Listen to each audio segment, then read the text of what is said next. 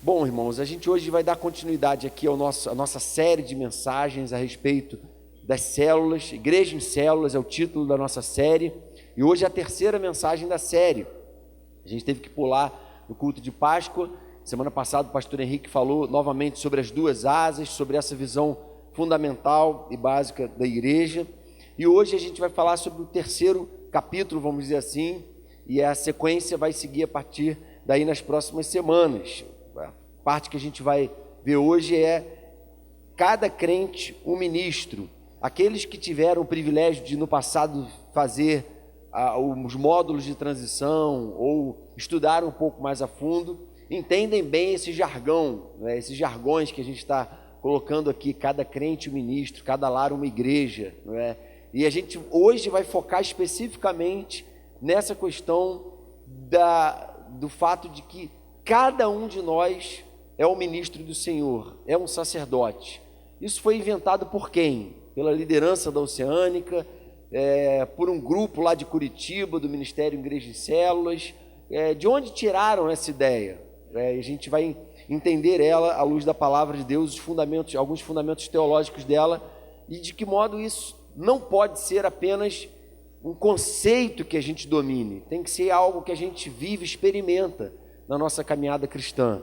Ser um ministro de fato, ser um sacerdote do Senhor de fato, e o que isso implica.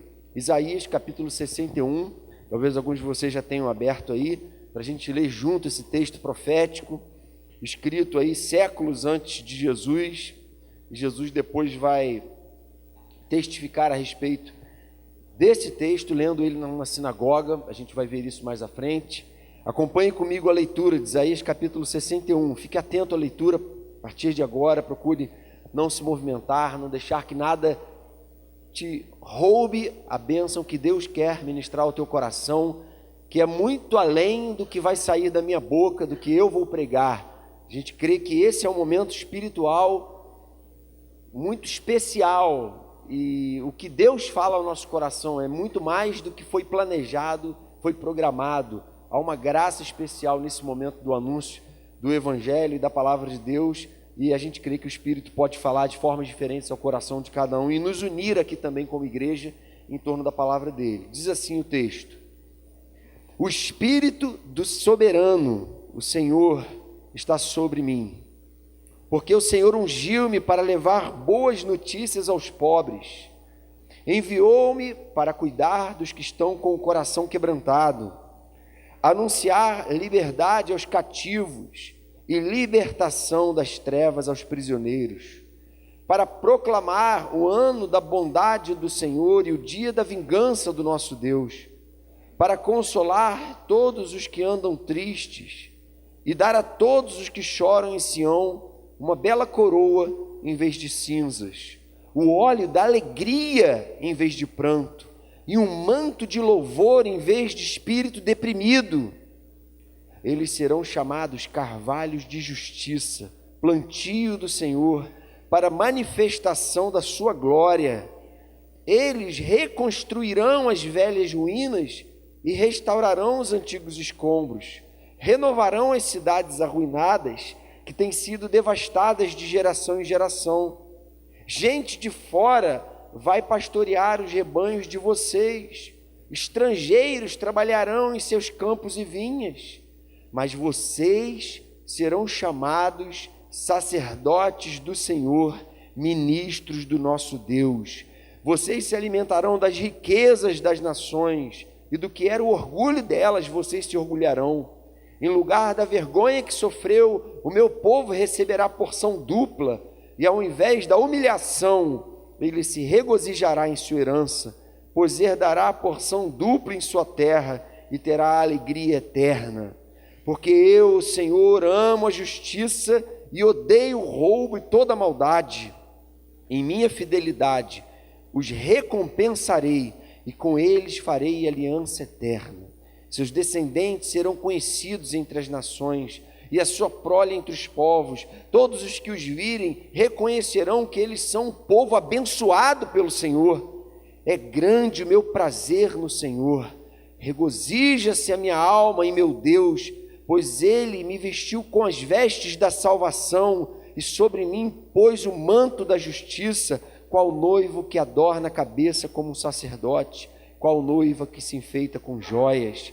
Porque assim como a terra faz brotar a planta e o jardim faz germinar a semente, assim o soberano, o Senhor, fará nascer a justiça e o louvor diante de todas as nações. Amém, irmãos? Vamos ler juntos só a primeira parte do verso 6. Diz assim, vamos ler juntos em voz alta? Mas vocês serão chamados sacerdotes do Senhor, ministros do nosso Deus. Senhor bendito, queremos com temor e tremor diante da Tua palavra te pedir que ela seja traduzida espiritualmente para nós aqui nesta noite. Queremos que ela se torne de fácil entendimento, Senhor, que o nosso coração se aposse, Senhor, daquilo que ela nos promete essa noite aqui, e que cada um de nós assuma diante do Senhor o seu papel, o seu chamado no seu reino, e que cada um de nós seja de fato um ministro do teu evangelho, se responsabilize um pela vida do outro, e que a gente saia daqui hoje ainda mais, Senhor, com esse peso de glória bendito sobre nós, Senhor, de viver uma vida cristã responsável, coerente, Senhor, para a glória e louvor do teu nome que te pedimos, Jesus. Amém, Senhor. Amém, irmãos. Olha, essa palavra unção, o Espírito do Senhor está sobre mim porque Ele me ungiu, é uma palavra que está um pouco desgastada no nosso tempo, não é? Você ouve, por exemplo, algumas canções evangélicas, alguns cânticos falando unção disso, unção daquilo, não é? Não, fulano é ungido, não, fulano não tem essa unção toda, não, o outro sim tem unção, e uns têm unção, outros não têm unção, e há uma construção, vamos dizer assim, cultural no meio da igreja evangélica a respeito do que seja a unção de Deus, que não se fundamenta absolutamente naquilo que a palavra de Deus fala que é unção. E a gente precisa parar e refletir sobre qual é o significado de a gente ser ungido, de a gente ter unção. Para que essa unção existe? Para que alguém é ungido? E quem entre nós, afinal de contas, é ungido e quem não é? Lucas, no capítulo 4, verso 21, ele registra o momento em que Jesus entra numa sinagoga, que era o local de exposição, leitura e exposição da lei, e lê exatamente o texto que nós acabamos de ler, Isaías 61. E sabe o que ele diz quando acaba de ler? Em plena sinagoga, diante de todos os judeus que estavam ali, zelosos pela palavra, ele diz assim, Lucas 4, 21, hoje se cumpriu a escritura que vocês acabam de ouvir. Hoje se cumpriu essa escritura. Por quê? Porque o ungido está aqui diante de vocês. Quem é o ungido? Jesus Cristo. O que é Cristo? Cristo significa no grego ungido, que é o mesmo que Messias no hebraico, ungido.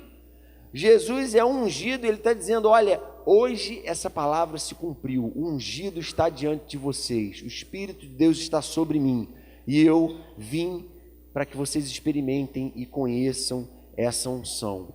E a gente pode, à luz do Novo Testamento, ir além desse entendimento, ou seja, se a palavra diz que nós somos o corpo de Cristo, que a igreja representa Cristo hoje no mundo, somos a identidade de Jesus expressa no mundo hoje, não seria exagero dizermos que nós também temos essa mesma unção sobre nós. O mesmo Espírito que estava sobre Jesus está sobre nós desde o Pentecostes. Amém? Caramba, que afirmação pesada, hein? Talvez Jonas esteja exagerando um pouco. Peraí, o mesmo Espírito, a mesma unção, o mesmo poder de Deus que estava sobre Jesus está sobre nós? Foi Jesus que disse, olha, vocês ficam assombrados com as coisas que eu faço? Se vocês me buscarem, vocês vão fazer coisas ainda maiores. Olha o que João diz, o entendimento de João a respeito dessa unção, 1 João 2,20. Vocês têm uma unção que procede do santo. Vocês têm uma unção que procede do santo, uma presença viva de Deus. A unção dos sacerdotes e reis antigamente eram apenas o derramar de um óleo que simbolizava a presença e a capacitação espiritual de Deus pelo Espírito Santo. E o que Jesus conquistou por nós na cruz, que se manifestou depois no dia do Pentecostes, que o Espírito desceu sobre toda a carne, cumprindo a profecia de Joel, nada mais é do que esse derramar da unção de Deus espiritual sobre a vida de todo cristão. Todo cristão, então, segundo a interpretação de João, tem essa unção. Vejam como ele aprofunda a questão no verso 27. Quanto a vocês, a unção que receberam dele permanece em vocês, e não precisam que alguém os ensine, mas como a unção dele recebida, que é verdadeira e não falsa, os ensina acerca de todas as coisas, permaneçam nele como ele os ensinou. A unção que permanece sobre vocês ensina as coisas para vocês. Ele é o auxiliador, é o Espírito Santo da promessa, é o que veio no Pentecostes, é o que tornou possível nós estarmos aqui todos hoje conscientes de que estamos agora na presença de Deus de verdade. Não estamos numa presença simbólica de Deus, mas na presença de fato dele. O véu se rompeu, Deus está acessível a todo aquele que o buscar. E aquele que tem essa unção, que tem a presença do Espírito Santo, tem acesso ao Santo dos Santos. Por isso, biblicamente, teologicamente, é um sacerdote do Senhor. Vira para quem está do teu lado e fala assim para a pessoa: você é ungido do Senhor, mesmo que você não soubesse disso. Você é um sacerdote, você foi separado por Ele. Não é maravilhoso isso, gente? É uma coisa que é um conhecimento que a Bíblia revela para nós, que faz a gente ficar deslumbrado, maravilhado. Mas para que Jesus nos proporcionou a unção? Qual é o propósito de Ele ter equipado a igreja com o seu Espírito Santo? Aquilo que a gente repete às vezes, não é? Toda grande virtude traz consigo uma grande responsabilidade, não é? A galera que gosta do Homem-Aranha, dos filmes do Homem-Aranha, o tio dele, o tio Ben lá, fala para ele, no momento, todo poder traz uma grande responsabilidade com ele. A gente tem essa graça, essa unção e essa bênção de Deus, mas isso traz sobre nós também uma responsabilidade muito grande. E a gente precisa parar e pensar diante de Deus, se a gente tem procurado hoje abraçar esse projeto, que a palavra de Deus revela, que é um projeto de Deus para nós, para mim e para você. Há esse slogan aí da igreja em células, né? Cada casa uma igreja, cada membro um ministro. Será que a gente entende isso? Que a nossa casa é um núcleo da igreja do Senhor ali, é um modelo celular do reino de Deus, que nós somos sacerdotes dentro desse modelo. Eu creio que muitas das patologias que a gente vive hoje nas nossas relações conjugais, nas nossas relações com os nossos filhos, é porque a gente não entende isso, a gente não leva essa missão a sério, a gente não encara sequer isso como missão, a gente não clama tanto quanto deveria, a gente não busca enquadrar a nossa vida em suas diversas áreas, tanto nesse projeto daqueles que foram ungidos, que são sacerdotes do Senhor. Então a palavra diz que nós somos ungidos, que nós somos sacerdotes, e mais ainda, Paulo vai além em Efésios 2,6, ele diz assim, que Deus em Cristo nos ressuscitou, e com Ele nos fez assentar nas regiões celestiais em Cristo Jesus. Estamos assentados nas regiões celestiais em Cristo Jesus. Tem que ter algo muito diferente em nós, na nossa forma de encarar a vida, na nossa forma de vermos até mesmo a nossa relação com o resto da igreja, no sentido de a gente assumir uma liderança natural, uma responsabilidade, um zelo, um cuidado, uma preocupação com todo o rebanho de Deus à nossa volta. Não estou dizendo com a igreja inteira, mas com aqueles que Deus colocou à nossa volta. A gente não viver no meio da multidão ilhado, porque isso é possível e muita gente acaba vivendo assim.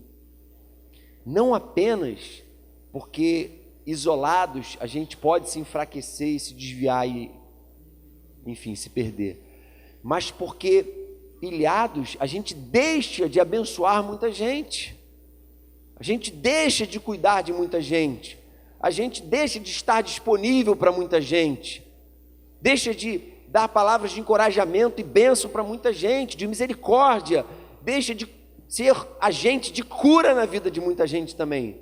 Por isso é tão grave, tão sério a gente não entender isso, irmãos. Então, o que essa unção que recebemos deveria gerar em nós?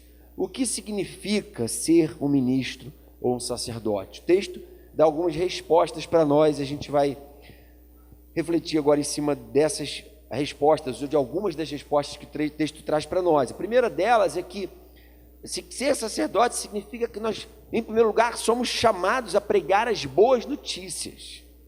Se existe um mundo em trevas, se existe um mundo caminhando para a perdição eterna, para o inferno, se existe um caos se estabelecendo, se existe gente deprimida, angustiada, sem ver mais sentido na vida, é verdade também que a igreja está aqui para dizer para elas que há esperança em Cristo, que a vida tem muito sentido, e que ela precisa descobrir esse sentido, que ela precisa conhecer esse projeto de Deus que tem a ver com a constituição de um reino de sacerdotes, de gente que não experimenta religião de fora para dentro, mas vida de Deus de dentro para fora, uma relação verdadeira, pessoal, calorosa, íntima com Deus, que de fato muda toda a nossa forma de enxergar todas as coisas. Então a gente precisa advertir as pessoas que elas não precisam viver condenadas, desesperadas, porque há uma proposta de redenção, de conserto, de reconciliação com Deus em Cristo, e nós somos portadores dessa boa notícia. Muitas vezes as pessoas estão buscando remédio para certos males do pecado em recursos que às vezes até funcionam como paliativo, mas a raiz, a origem de todo o problema, lá no fundo, é o pecado. E o conserto verdadeiro e eterno para isso não está nesses recursos paliativos, temporários, falhos, limitados. Está no Salvador que deu a sua vida para que nós experimentássemos a eternidade. Então a gente está aqui para anunciar isso, para falar disso, porque muita gente sequer sabe disso, está vivendo enferma, está vivendo perdida porque ainda não ouviram essa mensagem de esperança. Agora, é verdade que se por um lado essa mensagem precisa ser pregada, anunciada, é verdade também que a nossa própria forma de viver já é em si um meio de pregação do Evangelho. Não é isso que a palavra fala lá em Atos 2? A gente leu esse texto esses dias, algumas semanas atrás, Atos 2:46. Todos os dias continuavam a reunir-se no pátio do templo, partiam pão em suas casas e juntos participavam das refeições com alegria e sinceridade de coração, louvando a Deus e tendo a simpatia de todo o povo. E o Senhor lhes acrescentava diariamente os que iam sendo salvos. Não é? O estilo de vida deles, de amor pelo Senhor, de zelo pela palavra, de humildade, de um coração realmente quebrantado, desejoso de viver uma vida de obediência a Deus, de dedicação ao reino dele, fazia daquele povo da igreja primitiva um povo cativante, um povo fascinante. Todo mundo queria saber o que era aquilo que eles estavam experimentando, que embriaguez era aquela que tinha tomado os apóstolos no dia de Pentecostes, o que é essa alegria, o que é esse júbilo, que nem os bêbados às vezes tentam expressar na sua perda de controle, não é? Na sua pseudo-alegria. O que é isso que esse povo tem? Tem algo neles que faz eles irradiantes. Irmãos, o texto não diz que era a simpatia necessariamente do povo que conquistava o povo. Diz que a simpatia do povo simplesmente desobstruía o canal para que o Senhor, dia a dia, fosse acrescentando. Quem acrescenta é o Senhor, mas o Senhor não vai colocar aqueles a quem Ele quer salvar num meio que vai ser tóxico para aquela pessoa que Ele quer salvar. Se Ele quer salvar alguém, Ele vai tocar o coração daquela pessoa e dirigir aquela pessoa para um lugar onde aquela pessoa vai ser ministrada, vai ser abençoada, acolhida. E a gente precisa ter um coração realmente aberto e atento àqueles que hoje estão padecendo. A gente muitas vezes tem uma tentação de viver uma realidade eclesiástica, de igreja, que vive apenas para nutrir os já nutridos, não é? Ensinar os que já sabem, não é? Uma cultura de manutenção, mas já tem algum tempo que a igreja está num movimento diferente, ou seja, quem já sabe, quem já conhece o evangelho já conhece. Vamos falar agora para quem não conhece, vamos anunciar, e esse anúncio acontece, gente, a gente tem visto, não é? Através de relacionamentos. Estou aqui diante de uma multidão de sacerdotes do Senhor que foram dotados com o Espírito dele para terem sabedoria sobre o que falar, como se portar. E isso, irmãos, é a mensagem do Evangelho sendo proclamada lá no seu ambiente de trabalho, com a sua ética profissional, com a sua ética acadêmica, no seu ambiente de estudos, dentro da sua casa, você ali dando bom testemunho, exemplo no seu relacionamento com as pessoas, que antes você, homem natural, não dava, e aí você, pelo poder dessa unção e desse Espírito, começa a dar, começa a se tornar uma pessoa que de fato cativa. Para quem? Olha que interessante, ele explica no verso 1, aos pobres. A boa notícia é para quem? Para os pobres. Anunciar liberdade aos cativos. Quem são os pobres?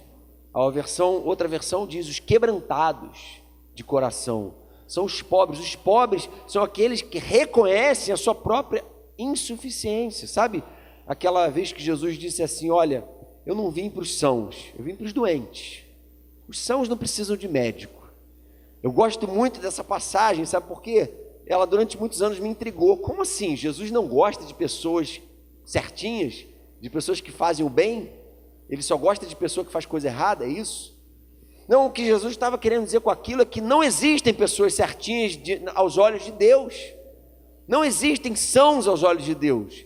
Existem pessoas que pensam que são sãos, pensam que são saudáveis. Então ele fala, eu não vim para essas pessoas, eu vim para aqueles que se reconhecem doentes.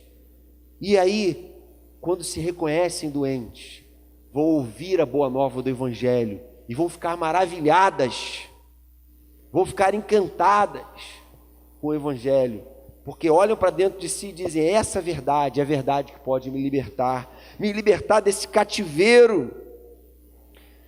Quem está cativo? Toda a humanidade está cativa. Alguns pensam que não, que são livres, agindo segundo os impulsos do seu próprio coração enganoso, não é? Mas a gente, pelo Evangelho, sabe que não, que em Cristo a gente tem a libertação desse cativeiro em que o pecado nos colocou, a queda nos colocou. E a gente está aqui para falar essas coisas. Então, são esses o alvo da nossa pregação. E essas pessoas, gente, estão à nossa volta o tempo todo. Os quebrantados, os pobres de coração e os cativos. Nós mesmos nos incluímos muitas vezes. Com que objetivo? O objetivo de cuidar os que estão com o coração quebrantado. A outra versão diz de curar os quebrantados de coração. Cuidar e curar tem essa mesma conotação de um zelo, de uma atenção, de uma assistência especial daqueles que estão com o coração quebrantado. Não tem como haver cura onde há soberba, onde há prepotência, não é?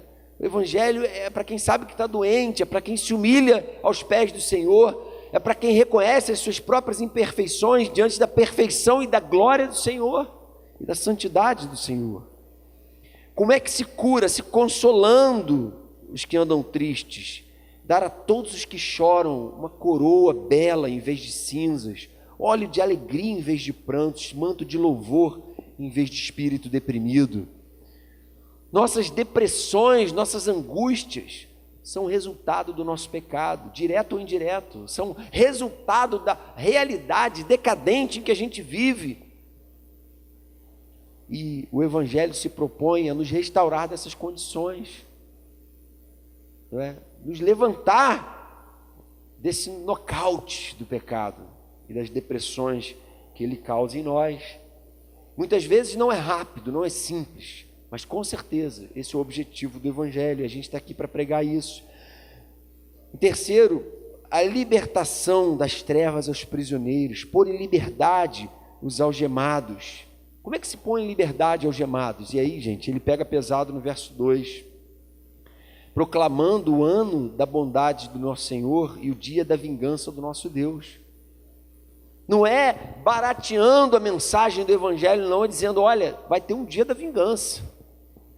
Você tem que estar ciente de que todo homem vai prestar contas diante de Deus, do que tem feito hoje.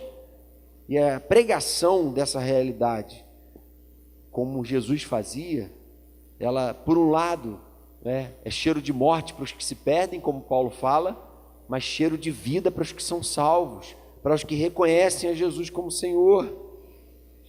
Muitos vão agir como o jovem rico, não é? Vão ouvir a mensagem do Evangelho, vão virar as costas e vão embora. E vão rumo à sua própria perdição. A gente precisa anunciar, irmãos queridos. Se a gente sabe que a humanidade está enferma com uma doença fatal, que é só uma questão de tempo para ela morrer, e a gente sabe qual é a cura para ela, essa doença, a gente precisa anunciar essa doença. Em segundo lugar, a gente assume o nosso papel como sacerdote, como ministro do Senhor, quando a gente trabalha no sentido de promover a transformação da sociedade. Eles serão chamados, verso 3, carvalhos de justiça, plantio do Senhor para a manifestação da sua glória. Eles reconstruirão as velhas ruínas e restaurarão os antigos escombros. Renovarão as cidades arruinadas, que têm sido devastadas de geração em geração. Gente de fora vai pastorear os rebanhos de vocês. Estrangeiros trabalharão em seus campos e vinhas. Ou seja, a presente geração e as futuras gerações que virem a partir de nós vão restaurar as cidades destruídas, vão reconstruir o que o pecado, o mal e o inimigo destruíram e devastaram. Essa é sempre uma lógica bíblica, irmãos, e ela está presente na Bíblia inteira.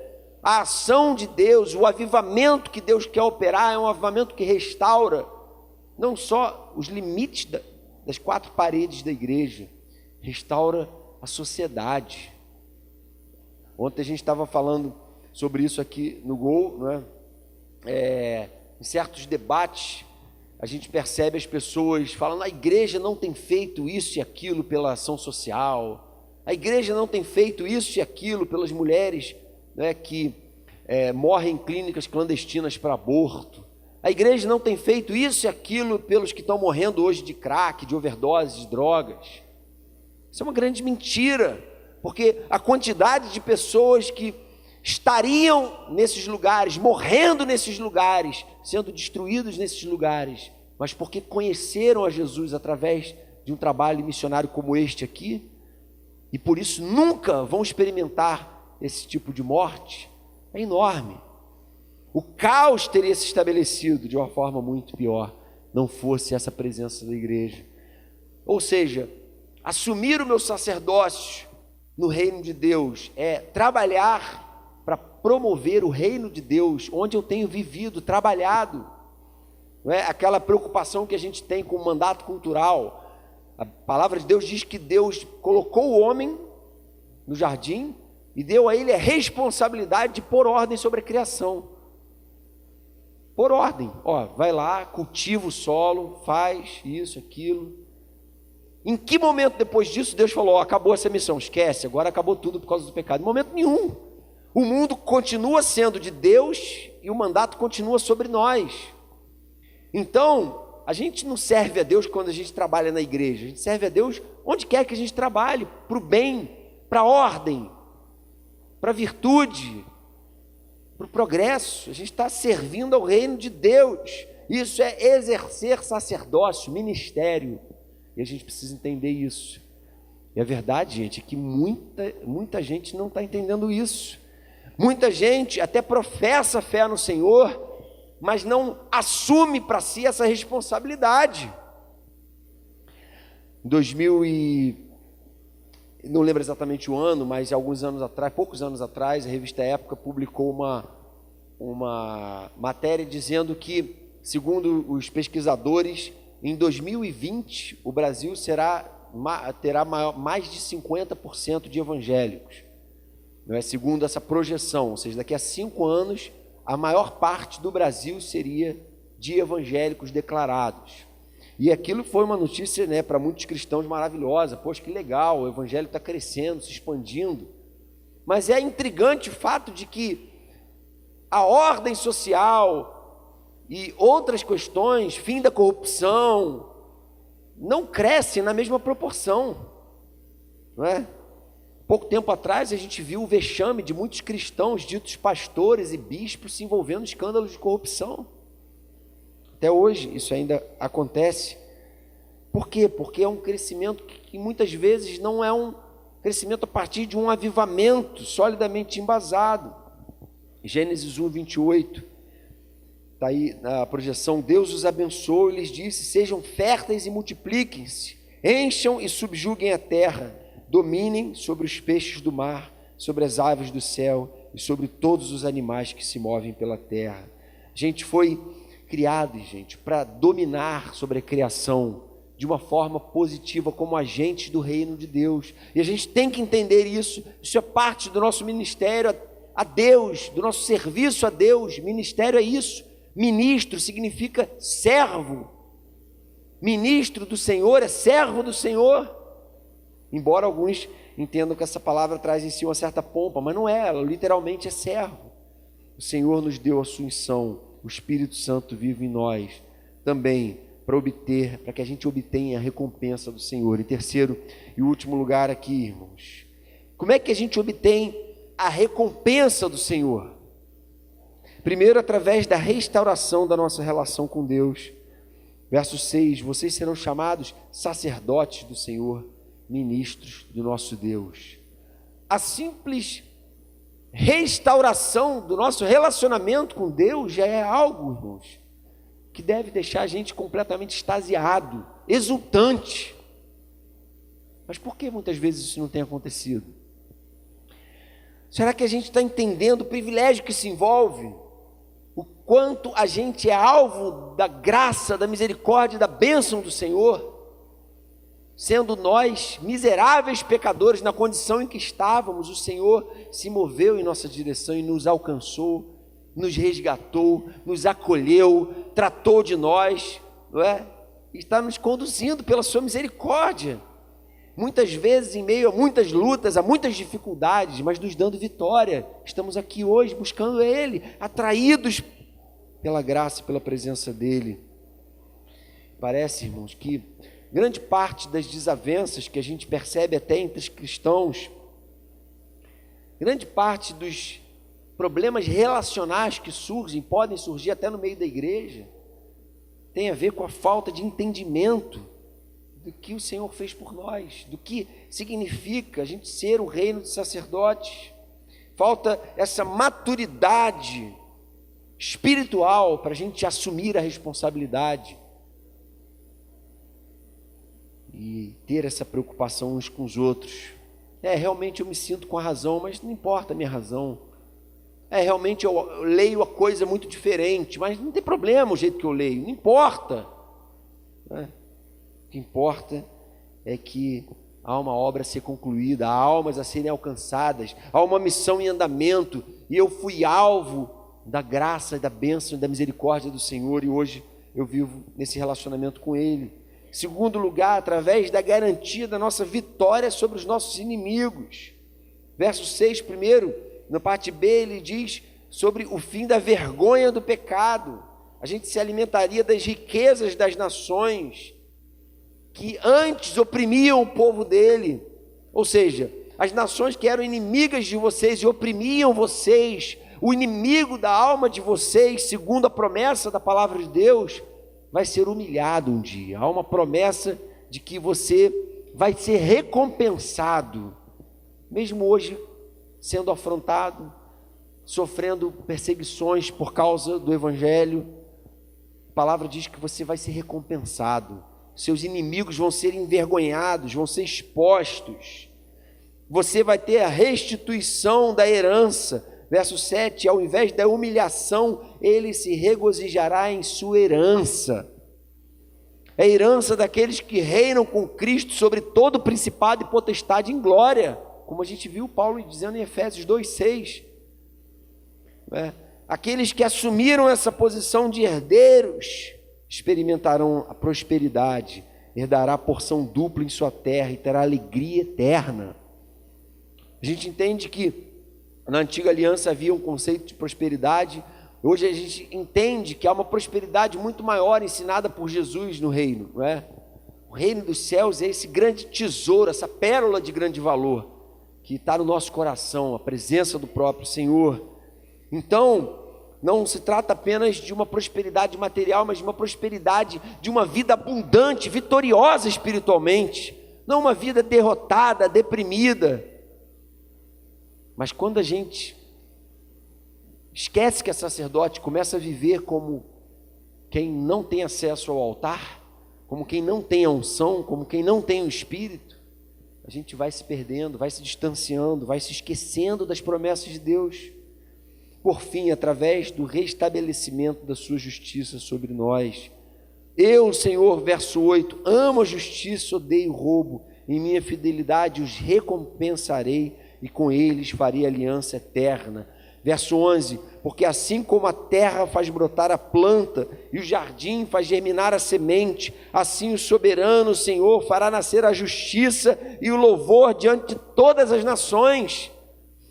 Por mais que hoje você veja a injustiça imperando, o Senhor, em sua glória, vai nos fazer ver o triunfo da justiça eterna, para a glória e louvor do nome dEle. Essa é a nossa esperança. Por que a gente não fica desesperado com a situação do PT, do governo brasileiro? Porque a gente nunca colocou a nossa esperança nessas coisas, em partidos políticos, em movimentos, sejam eles quais forem. Não que a gente deva se alienar dessas coisas, a gente deve sim ser antenado, a gente deve se posicionar em favor da justiça, da correção, da virtude, anticorrupção e assim por diante, amém. Mas a gente nunca colocou nossa esperança nesses movimentos. Nossa esperança está no triunfo da justiça que Ele dará àqueles que assumiram seu papel como reino e sacerdotes do Senhor e reinarão para sempre. A bênção da posteridade, sobre a posteridade, seus descendentes serão conhecidos entre as nações. O revestimento com a alegria do alto. É grande meu prazer no Senhor, verso 10. Regozija-se a minha alma em meu Deus, pois Ele me vestiu com as vestes da salvação e sobre mim pôs o manto da justiça, qual noivo que adorna a cabeça, como um sacerdote, qual noiva que se enfeita com joias. Então, irmãos, concluindo aqui algumas aplicações. Em primeiro lugar, assim como a unção que recebemos do Senhor, assim a unção que recebemos do Senhor nos faz capazes de frutificar muito mais do que podemos imaginar. Muito mais. A gente não pode se conformar com uma vida aquém daquilo que Deus projetou para nós. A gente precisa conhecer o projeto de Deus para nós e nos apossar dele. Precisamos também aprender a lidar dia a dia, ou aprender dia a dia, o valor e as atribuições dessa unção. Ela deve nos impelir a ser proclamadores das boas novas de salvação, para que a sociedade seja transformada começando pela transformação que a presença viva do Espírito Santo em nós opera. É assim, começa em você, falando: Senhor, como disse Isaías, né? Eis-me aqui, envia-me a mim. Senhor, eu sou ministro, eu sou sacerdote. Isso não tem a ver com uma postura arrogante diante da hierarquia eclesiástica, não. Não tem nada a ver com assumir um cargo aqui ou outro ali na igreja, não tem nada a ver com isso. Sacerdócio tem a ver com a consciência da tua responsabilidade para com o outro. Você vai à célula, não é porque, meu Deus, vão ficar me cobrando e me criticando porque eu vou lá. Não, eu vou lá porque eu tenho consciência da importância da minha presença ali. Eu preciso ser ministrado ali, e eu também preciso ministrar ali. Eu preciso compartilhar minhas experiências e preciso ouvir também as pessoas. Não tem paciência com pessoas? Peça perdão a Deus. Porque Deus diz assim: como é que você pode dizer que ama a Deus a quem não vê, se você não ama o próximo a quem você vê? Isso não existe, esse amor, é isso que João fala. Então, coloque-se debaixo desse mesmo jugo da comunidade, submeta-se a esse processo pelo poder do Espírito. Precisamos aprender. Por fim, a presença dessa unção também nos levará a usufruir de recompensas espirituais de toda sorte, e nossas vidas serão cada vez mais para a glória de Deus. Amém, irmãos? Senhor bendito, queremos te pedir que, Senhor, nos livre desse entendimento tacanho, pequeno da nossa vocação, do nosso chamado. Nos livre de nos acomodar a uma rotina como igreja, como corpo teu, como membros desse corpo. Senhor, que não se sente desafiada, não se sente responsável, não se sente membro do corpo, parte desse todo, não assume o seu posto. Senhor, não queremos isso. Queremos mais uma vez dizer: Senhor, eis-nos aqui, somos teus sacerdotes, teus ministros, e não queremos continuar argumentando que não estamos preparados, não estamos capacitados. Queremos dizer: Senhor, usa-nos apesar das nossas falhas, apesar, Senhor, das nossas limitações. Que cada um de nós seja canal da tua bênção, da tua graça, da tua vida, uns na vida dos outros, e que a tua igreja cresça assim, unida, fortalecida, apacentada pelo próprio Senhor, através desse reino e multidão de sacerdotes, para a glória e louvor do teu nome, Jesus. Amém, Pai.